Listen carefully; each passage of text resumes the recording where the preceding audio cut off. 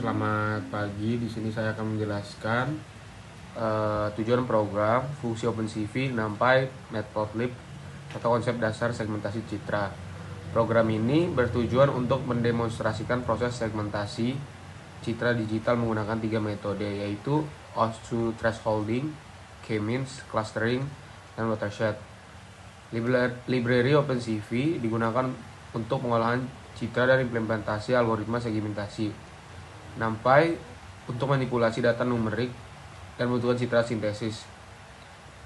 Sedangkan Matplotlib digunakan untuk menampilkan hasil visualisasi segmentasi citra merupakan proses membagi citra menjadi beberapa wilayah atau objek berdasarkan karakteristik seperti intensitas atau warna sehingga objek dapat dipisahkan dari latar belakang dan lebih mudah dianalisis. Sekian dari saya, terima kasih. Baik, perkenalkan nama saya Huhu Sutarzaluhu dengan NIM 2413511055. Selanjutnya saya akan menjelaskan beberapa fungsi yang memang ada di dalam script Python yang diberikan.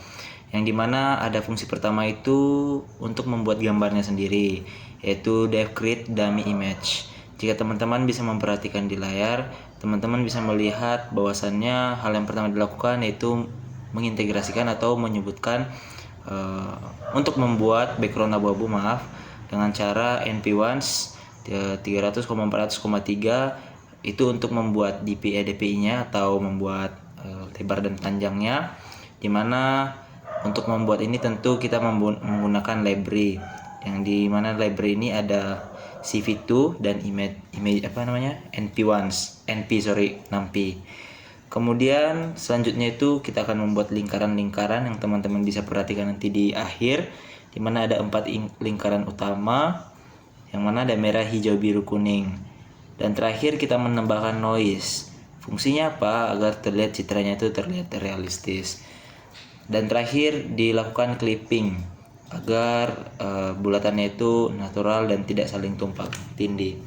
Nah, fungsi ini dibuat untuk menghasilkan gambar yang nantinya akan dibahas oleh teman saya.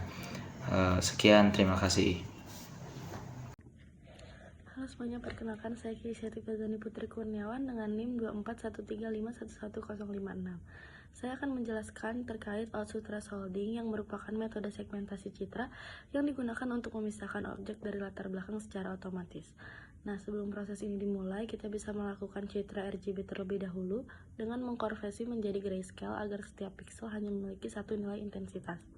Selanjutnya, proses thresholding mengubah citra grayscale ini menjadi citra biner, yaitu hitam sebagai background dan putih sebagai objeknya, berdasarkan nilai threshold. Nah, berbeda dengan thresholding biasa, metode Otsu ini juga menentukan nilai threshold secara otomatis dengan menganalisis histogram citra sehingga menghasilkan pemisahan objek dan latar belakang yang optimal. Dalam bidang ilmu kelautan, metode ini biasanya dapat digunakan untuk mendeteksi objek pada citra bawah air seperti terumbu karang atau organisme laut lainnya, sehingga dapat memudahkan proses analisis citra. Sekian dan terima kasih. Perkenalkan, nama saya Iqbal Ambillah dengan NIM 2413511052. Di sini saya akan menjelaskan K-means clustering. K-means clustering adalah algoritma unsupervised learning yang digunakan untuk mengelompokkan data berdasarkan kemiripan karakteristiknya.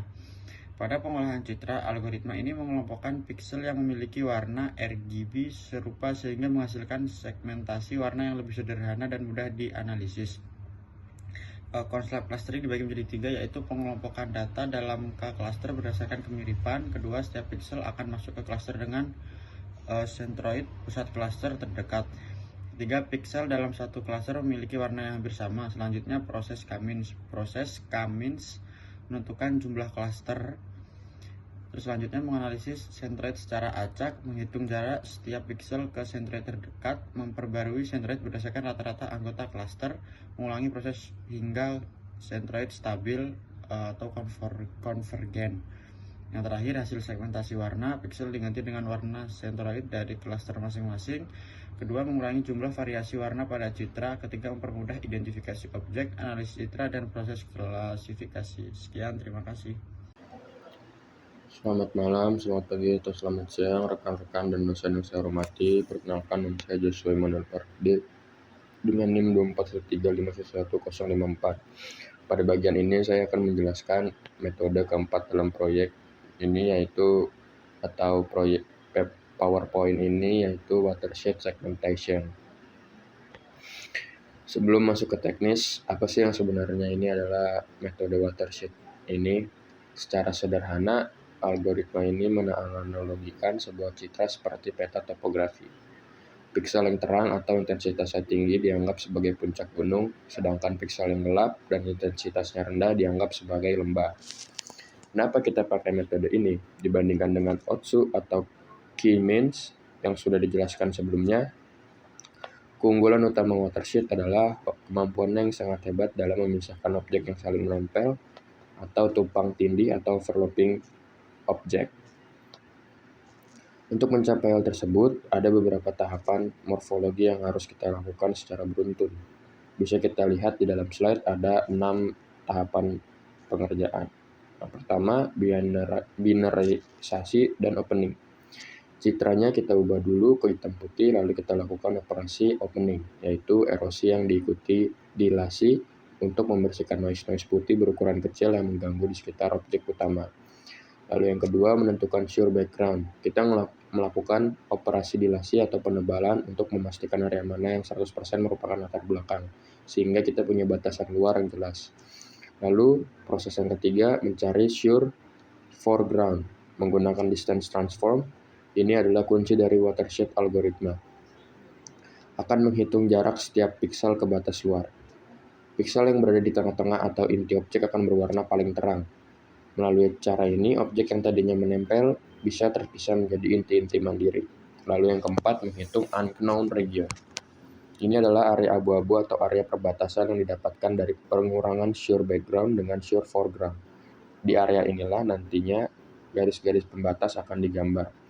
Lalu yang kelima, marker labeling. Menggunakan fungsi CV2.connected components, kita memberikan label angka unik, misalkan objek 1, objek 2, objek 3, pada setiap inti objek yang sudah kita temukan tadi. Lalu yang terakhir, algoritma watershed dijalankan. Analoginya kita seolah-olah menggenangi air dari masing-masing inti objek atau marker tadi. Ketika air dari objek yang berada saling bertemu dan mau bercampur, disitulah algoritma akan membangun bendungan atau garis batas. Dalam kode batas ini ditandai dengan nilai -1. Hasil akhirnya kita bisa mendapatkan garis segmentasi yang sangat presisi bahkan pada objek yang saling berdempetan sekalipun. Yang mana hal ini sangat sulit dicapai jika hanya menggunakan thresholding biasa. Sekian penjelasan dari saya mengenai metode watershed. Selanjutnya akan dijelaskan oleh teman-teman saya. Terima kasih. Selamat siang, perkenalkan nama saya Maici Abigail Saragi dengan NIM 2413511050. Pada slide ini saya akan menjelaskan tentang visualisasi hasil beserta kesimpulan. Adapun pada slide ini tampilkan hasil dari 3 metode segmentasi citra, di mana gambar pertama merupakan citra asli berupa citra sintetis yang berisi beberapa objek dengan tambahan noise.